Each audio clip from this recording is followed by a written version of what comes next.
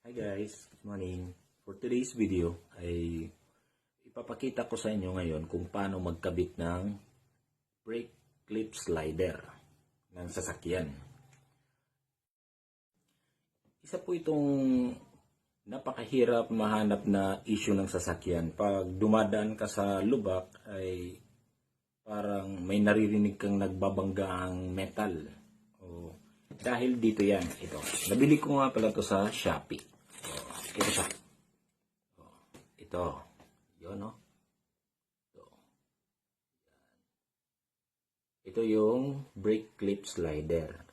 Isa ito sa mga issue ng sasakyan na napakahirap mahanap na kalampag. Para sa mga may sasakyan dyan na gustong matutong mag-DIY, tara, samahan mo ako. Let's go. Kabit na natin. A few moments later. Ito nga pala yung sasakyan ko. Yung mayroong kalampag is dito sa likod. Yan. Dito lang sa likod. Dito lang sa likod yung papalitan natin kasi dyan yung may issue. At dito din. Ito dito. Ito.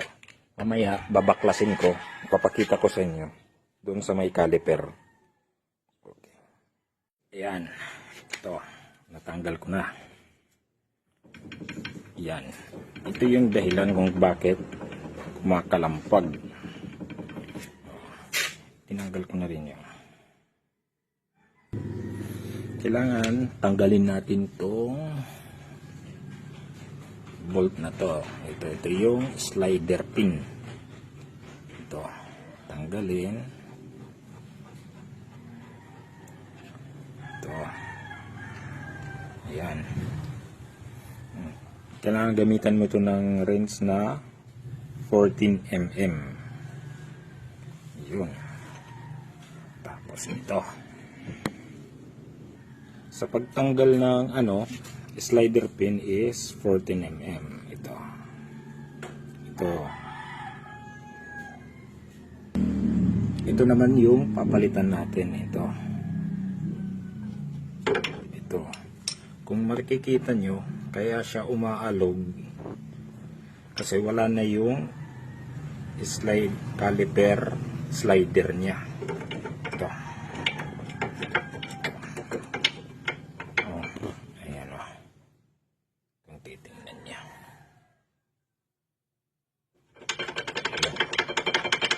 Kaya siya umaalog. Kasi isa na lang ang nandito. Ito. Ito yung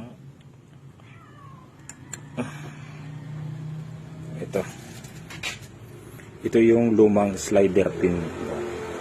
Yan, ito. So sa ibaba wala na. Ito wala na dito. Natanggal na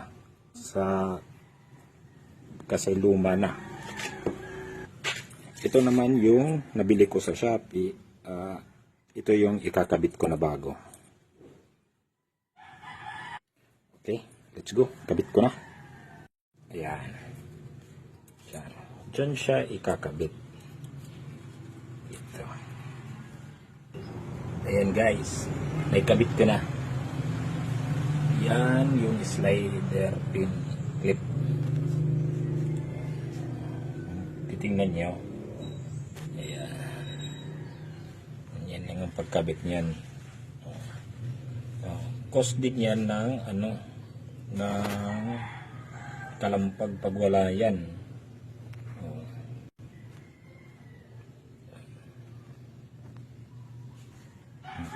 Isa yan sa sa pinakamahirap mahanap na issue ng sasakyan. Yan lang. Okay. Okay, balik ko na yung pad. Brake pad. Naikabit ko na. Yan. So, ibabalik na siya natin.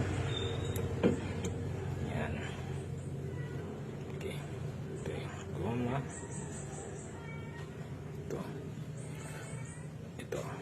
Pero bago muna natin ibalik tong slider pin, lagyan muna natin to ng grasa. Pero yung linalagay na grasa is yung high temp na grease. Hindi yung basta-basta lang ka lang maglalagay ng ano. Yung blue yung color, yun yung high temp na grease. Ito yung tinatawag na ano, non-melting grease. Kasi pag linagyan mo ng ordinaryong grasa lang, malulusaw yan, kakalog na naman yan. So, posible pang ma-damage ito yung slider pin mo. Okay, lagyan muna natin.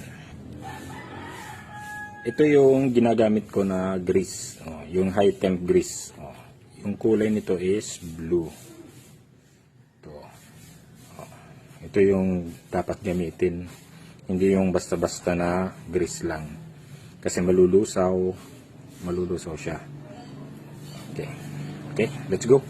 Ito, nalinis ko na yan. Nagyan ko, sakto lang yung pagkalagay ng ng grease. Huwag masyadong marami. Ito, sakto lang. Okay. Ito na.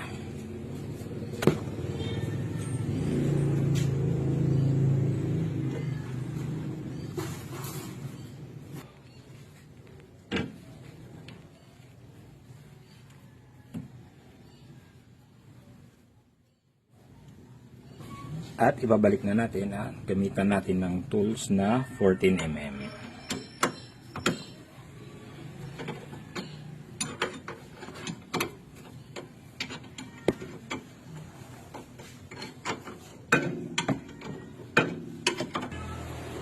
Ayan guys, naikabit ko na. Kung titingnan ninyo, hindi na siya maalog. Kasi bago na yung caliper clip at saka yung nalagyan ko na ng bagong grasa yung slider pin. Okay. Yan, natapos ko rin. Okay na. Okay na siya Hindi siya malog. Ayan. Kung nagustuhan niyo yung video ko, paki-like and share na lang. Okay. Thank you. Paki-follow na rin. Thank you. Bye-bye.